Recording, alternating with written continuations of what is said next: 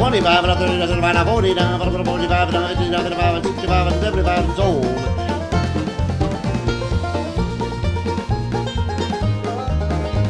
The Call of the Auction Man.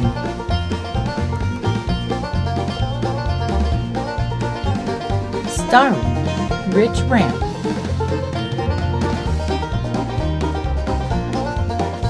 In this episode, Rich gives tips for auction self-control, reveals what happens behind the scenes at an auction, and explains how to identify, value, and dispose of inherited stuff. He also gives a special coupon for auction attendees this week. And I'm Laura Baker, and we're here with the Auction Man. If you've ever been sucked into a bidding war at auction, you know this feeling. The bidding is fast and furious, with bidders upping the ante every minute. Each one is trying to come out on top, and each time you bid, it's a painful reminder that you've already bid more than you ever wanted to spend. But why do we humans have to win so bad? One study by neuroscientists explained that rather than winning, our increased bidding is more like an aversion to losing.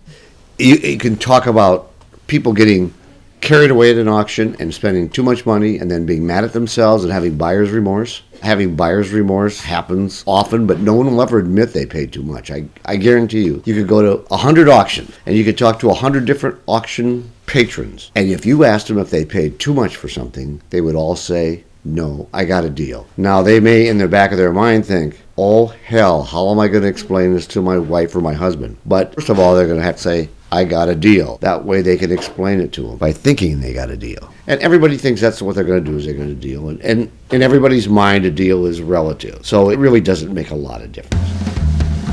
I always tell people to set a price and don't go over that price. There'll be another item. Now, do people always listen to me? Hardly ever do people listen to me. But I try to tell new people for sure that they have to do that. I think at every auction, somebody will get carried away and pay more than they want to, or pay a little bit more than they want to. And when I say set a price, I don't mean set a hard line in the sand. I mean set about a price. You know, it depends on how bad you want the item, too, I think. It always depends on how bad you want the items. It's easier to bid, I think, at home, hitting a button. And it's easier to just hit the bid now button. So how would you suggest, what if somebody didn't know the value of an item, so really didn't know what they should plan on bidding? Well, I think they should research it. I think they could always talk to the auctioneer. The auctioneer, keep in mind, the auctioneer is working for one person. The auctioneer is working for the seller. He's not working for the buyer. But a good auctioneer will try to help you through that process. But there's lots of research books out there.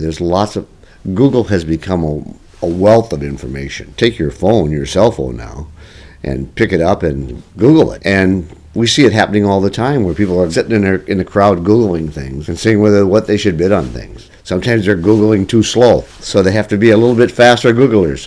And I can imagine that probably a lot of first-time bidders out there, like myself, I've only bid a couple of times here and gotten a few things recently, but I think that because they're afraid that something is going to get out of control, and when they first start, they don't know what they're doing. So, But I think, like you also set a limit. You didn't just say buy it no matter what the price is. You set a limit. You were able to buy these items for your limit or less, and you were happy with them. And so that's the whole goal, is to have you go away, be happy, come back again, and become a buyer over and over again. And we've been doing it for 35 years now. We've made people happy. Did you ever wonder what happens behind the scenes at an auction? I did. So I asked our auction man to share some information that the public doesn't normally get to see. Well, I think that's something that no one knows what happens except us. We just had an auction on last Wednesday. By Thursday morning, we were setting up for the next auction, which was on Saturday of this week.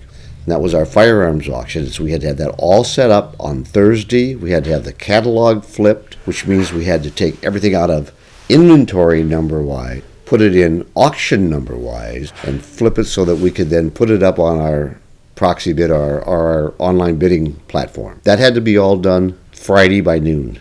Everything there had to be done Friday by noon. So Thursday at 9:30 till Friday at noon the next day, we had to have all that moved and done. At Friday at noon, we had viewing for the firearms auction. So Friday at noon, we had people starting to come in to get their catalogs. Everything had to be ready to go. Everything had to look right. The chairs had to be set up. Everything had to be there. It had to look right in our eyes because we really want it to look good when you walk in the door. Mm-hmm. That's our main goal. And so that sale then ended Saturday afternoon. And by the time we got everybody checked out and everything, it was probably around 3 o'clock or 3:30 or something by the time we got everything done there. And we then started setting up for today's auction. We started setting up on Monday. And Monday morning we had a full crew in here of 6 people or 7 people, 6 or 7 people, I don't know. There's a lot of people in here. And we're moving things around and we're getting everything set up. We haven't done anything for this week yet on Monday. We hadn't done anything for this week. So Monday we started setting up. We have to be done on Monday always for viewing on Tuesday. Every one of them knows exactly what to do. And they've been doing it for so long that they know how to do it. They make my job a lot easier, make Pat's job a lot easier. Sentiment is not always a rational thing, but it is seated in the heart of us humans and connects us with people and places we love and times that we have enjoyed.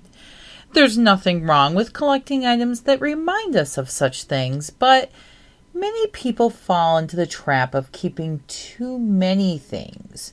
And when someone close to you dies, such as a parent, you may often be the one who is left to sort out his or her possessions. Some people find it easier to get rid of everything quickly, while others, they would rather take a more gradual process. Regardless, whatever you do, don't just leave it. There is a time to grieve, but also a time to move on and continue your own life. I caught up with our auction man and he explained how to identify, value, and dispose of inherited stuff. Well, the first thing they probably should do is call a licensed personal property appraiser, because then you know what you have. Always hire someone that's not going to be buying from you out of an estate, has a vested interest in their well-being, not in your well-being as an executor. And so you don't necessarily want to deal with someone that's just going to be buying from you. You want to be dealing with someone that's going to be just appraising it, and you're either paying them for that service or you're going to be giving them that stuff to sell in that process in a consignment basis. That person then has their values in hand. They can then sit down with family members and they can go through things and see if family members want anything or if they want to sell things or how they want to dispose of these things. As an auction person, I think the best way to dispose of anything is at auction. You know, you get fair market value at auction for everything you sell. And you may even get more than fair market value. But it's fair market for that day, for sure. You can reach a wider range of people. You can use credit cards. You don't have to worry about the weather. If you're using an auction house like Beloit Auction, then you don't have to worry about the weather at all.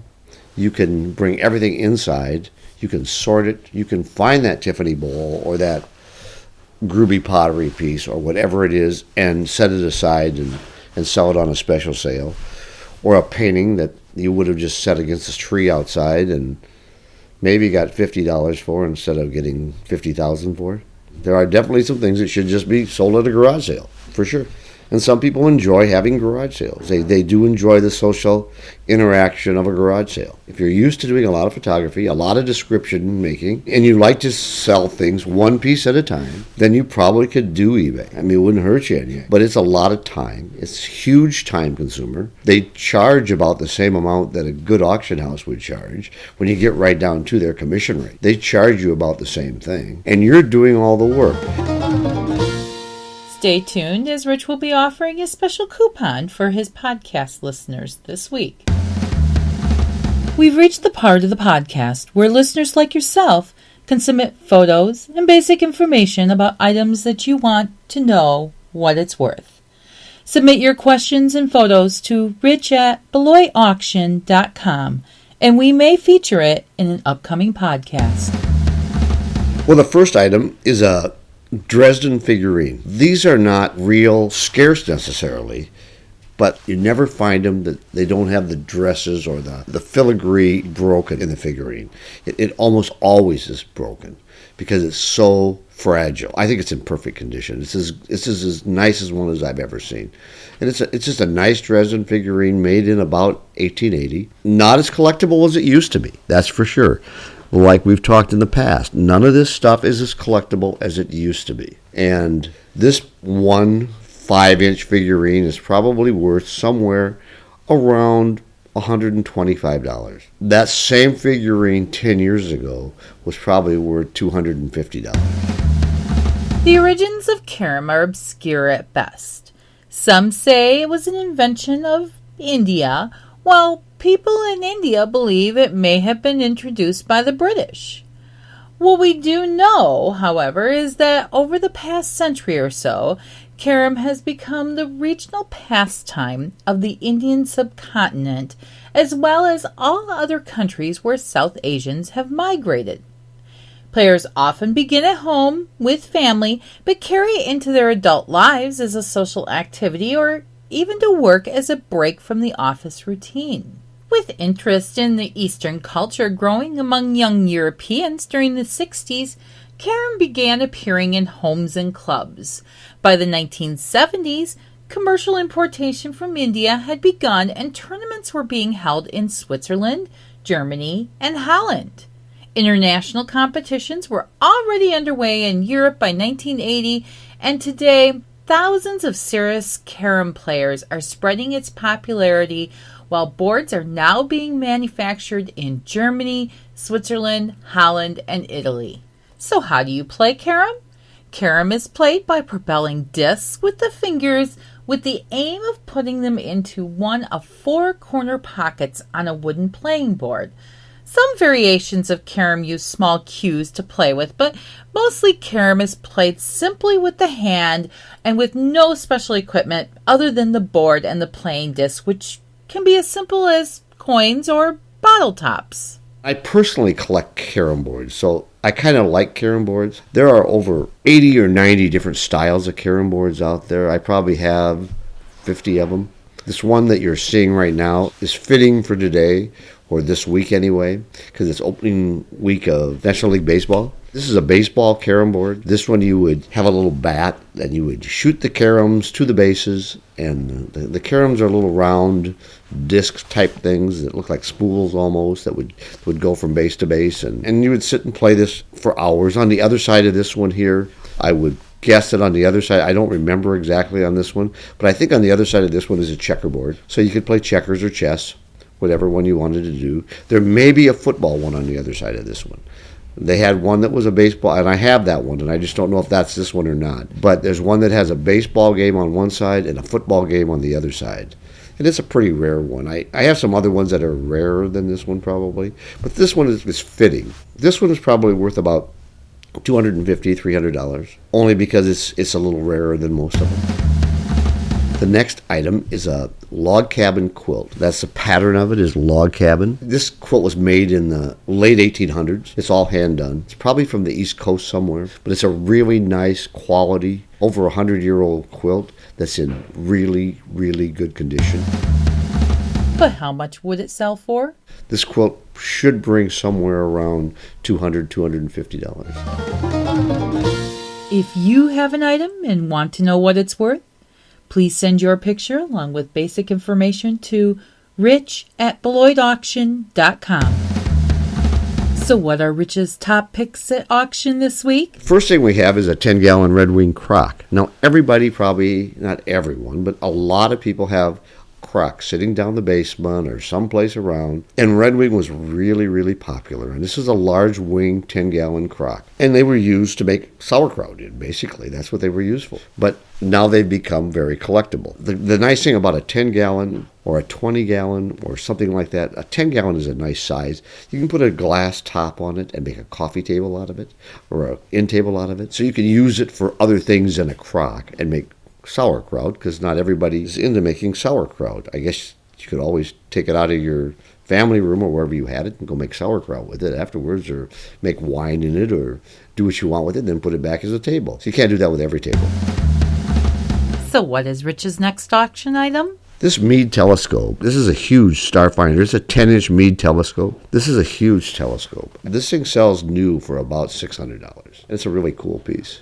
You can watch all the stars with it. Our last item is a Schwinn three-wheeler bicycle. And it's a great three-wheeler with a basket on the back of it. It's in really nice condition. Anybody can ride a three-wheel bicycle. You don't even have to have any balance. If you or someone you know would like to purchase something at Rich's auction, go to www.beloitauction.com to get a listing of both his online and on-site auctions. As promised, podcast listeners this week will receive one $5 off coupon with purchase through Wednesday, April 9th, 2014 by using the code PAXTON at the desk, on site, or when submitting an absentee bid online.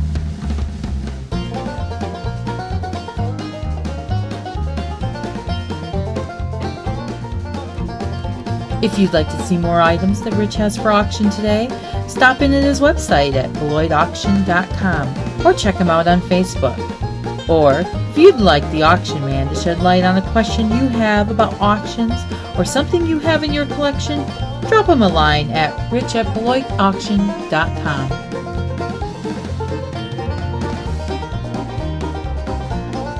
The Call of the Auction Man is a Beloit Auction production.